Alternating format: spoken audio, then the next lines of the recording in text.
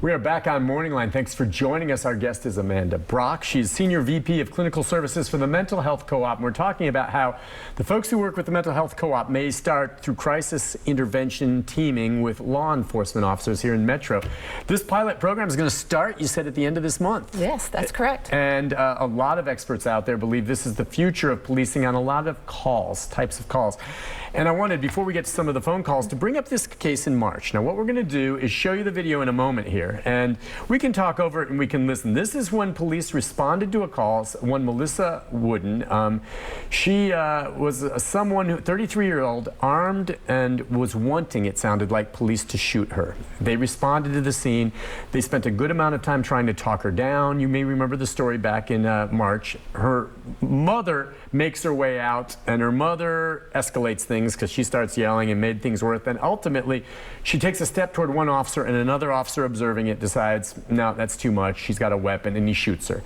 She survived, okay, suffered some very severe injuries, but the officers acted in that moment, and it's hard to dispute the way they handled it. Let's watch a little of it and maybe talk about how things might be different, and maybe nothing will change had a mental health expert been there, because I think the officers did a really good job. Let's listen in a bit to some of the clip of what happened. Go in here and y'all want me back. Okay. And y'all have fun, so go ahead. You're putting that so simply, like that's how it works. No, that's not how it works. This is complicated, okay? There's no reason for me to pull my weapon on you, okay? Because right now, there's distance between us. We can figure something else out, okay? At the end of the day, we just want to get you some help. Obviously.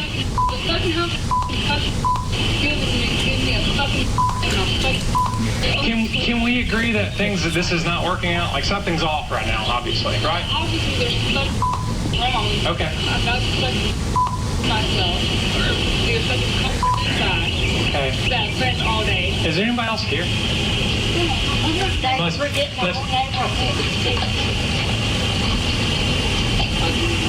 Melissa? I'm gonna fucking get off. Shoot me down. Available unit out. 22, please hold here. So we're kind of in a step. Okay, she'll keep running some of this. I think you heard some of that. And listen, as I watched this the first time, that officer, can you comment a bit? I mean, I think and here's where the mother comes in, by the way, and escalates stuff, and that made things worse. But it does seem to me like the officer, talk about the way he was approaching her. I thought he was trying to be very understanding. I thought he did a good job. Yes, I mean, they kept distance. They didn't immediately rush at her, which was good, because clearly she's agitated and is in a lot of distress, and they're speaking to her in a calm, initially a very calm manner. One of the things that would have, in hindsight, helped is if you had a clinician there when mom comes on the scene. Somebody could have engaged mom and said, wait, we need you to back off, let us do this, because the mom's reacting very suddenly. She sees her daughter do this, but that situation was very unstable, and then you interject another potential person who's at risk into it, it escalates obviously further. The other advantage of having a co-response with a clinician is that while they're getting to that call, so that call comes through dispatch, hopefully they have the name of the individual, and if they have that name, that clinician can go ahead and start looking. Has there been prior contact with a crisis team or mental health professional? If so, what has that contact been, and what are some triggers for that individual if we've had prior contact? What are some things that have de-escalated that person previously? So you're saying that because it's an emergency call and officers have a lot to deal with, they don't have time to do a lot of this background en route to the call? And a lot of times they don't actually have access to that. So a lot of this information is protected. It's protected health information. So let's say this, a call like this came in, and this particular client had a history with the crisis team. We could access that prior history.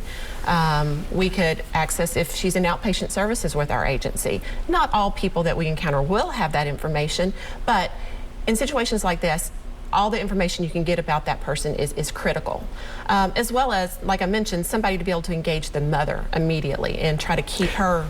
Now, there were other officers out there, but I understand, and that's a great point. Now, we didn't show the end there where she ends up getting shot, but ultimately, had you been there, and I don't know if you've seen this, at some point, it's another officer on the side here.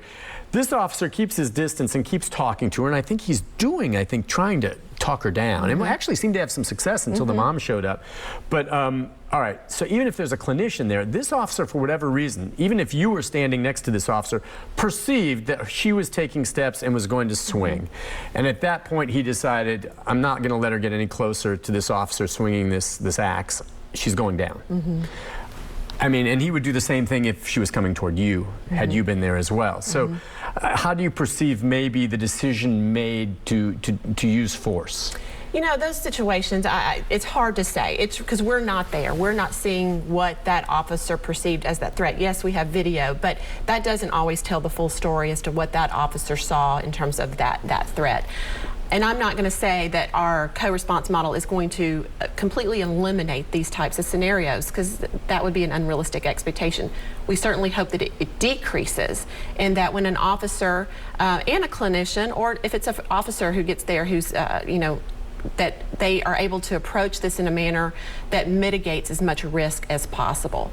But anytime you have a person with a weapon and you have other potential people around that could be harmed, the danger is there. So when you respond, had a clinician been with this team when they responded to this call, as we saw there, the officer, he was the one that took the lead, and he was really the only one there, and then these others providing support. He was doing the talking. Had one of your clinicians been with him, ideally in this situation, would it be the two of you communicating with her? Would it be the clinician taking the lead with the officer there next to her as support, or him as support? How would that play out? It really depends on the situation. I mean, ideally, you know, we would like to have the clinician kind of take the lead, because we clearly, you know, have indication this person is in mental health distress.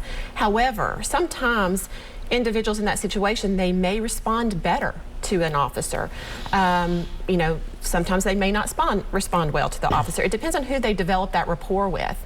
And in this situation, that officer who was engaging her, there were periods of time where, you know, she seemed to be calming down. You know, he was the primary one speaking to her, which is one thing, you know, that they did good. They didn't have multiple officers trying to talk with her, because that would be very chaotic and very disruptive. They had one point person who was having that conversation. If we had a clinician there, the clinician, I would love to see the clinician try first and see, but, you know, if they're not having success, then the officer may have more success. It really depends on reading that situation and who that individual is responding most appropriately to.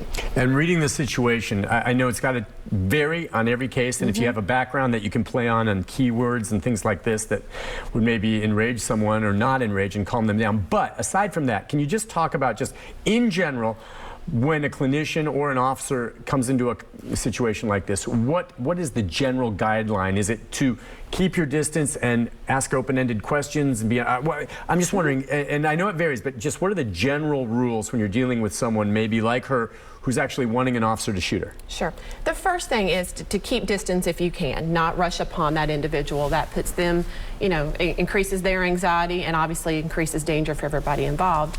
The other is just to try to get them talking, try to get them engaged, acknowledge that they're clearly in distress, and reassure them that you're not there to hurt them, you're there to listen and you're there to help.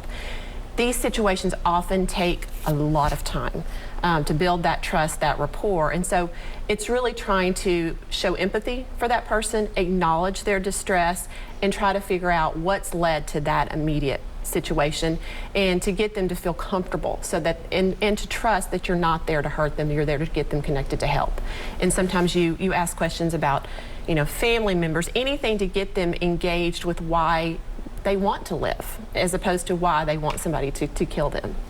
All right, we'll take a break. When we come back, we'll take a few phone calls, and we're also going to then address a very different scenario. This involved with an individual who was homeless, who ended up, and you say it takes time. Those officers talked to this individual for a long time. Ultimately, though, led to a fatal shooting. So we'll talk about that and how that might address things, as well as some phone calls right after this. Stay with us. This is a Storm 5 weather update. For weather on the go, download the Storm